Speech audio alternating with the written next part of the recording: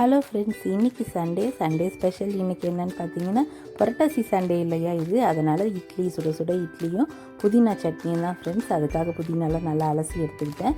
ஒரு வானொலி வச்சுக்கோங்க, அதில் நமக்கு எண்ணெய் ஊற்றிக்கோங்க. உளுத்தம்பருப்பு போட்டுட்டு 4 மிளகு போட்டுக்கோங்க, காரத்துக்கு ஏற்ற மாதிரி போட்டுக்கோங்க. உளுத்தம்பருப்பும் மிளகும் பொரிச்சதுக்கப்புறமா நம்ம அதில் தேவையான அளவுக்கு காரத்துக்கு பச்சை மிளகாய் சேர்த்துக்கலாம் ஃப்ரெண்ட்ஸ். ஃபஸ்ட்டு பச்சை மிளகாய் போட்டு வதக்கிடுங்க.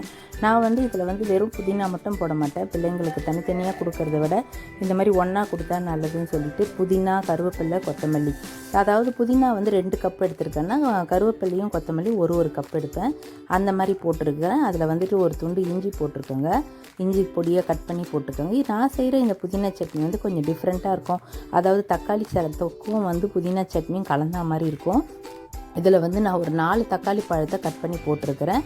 நான் பெருங்காயத்தை தனியாக கரைச்சி வச்சுருப்பேன், அதனால் எல்ஜி பெருங்காயத்தை அதை சேர்த்துக்கிட்டு மிக்ஸி ஜாரில் போட்டு நல்லா அரைச்சி எடுத்துக்கோங்க ஃப்ரெண்ட்ஸ்.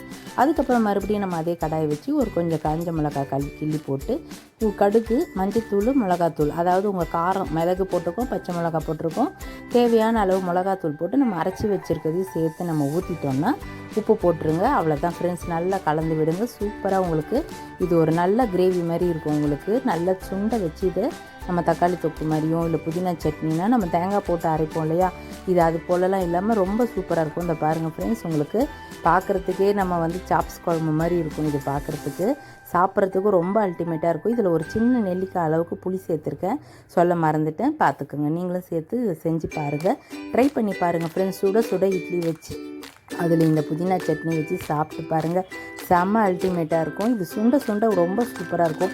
இந்த அளவு தண்ணியாக இருக்கக்கூடாது, இன்னும் கொஞ்சம் சுண்டை வச்சுக்கோங்க. ஸ்லோ பண்ணி விடுங்க, மூடி வச்சுக்கோங்க, இல்லைன்னா படப்படன்னு மேலே தெரிச்சிடும். கொஞ்சம் ஆஃப் பண்ணும்போது நம்ம நல்லெண்ணெய் ஊற்றி கலரி ஆஃப் பண்ணி வச்சிட்டோன்னா இது டைட் ஆகிடும் ஃப்ரெண்ட்ஸ்.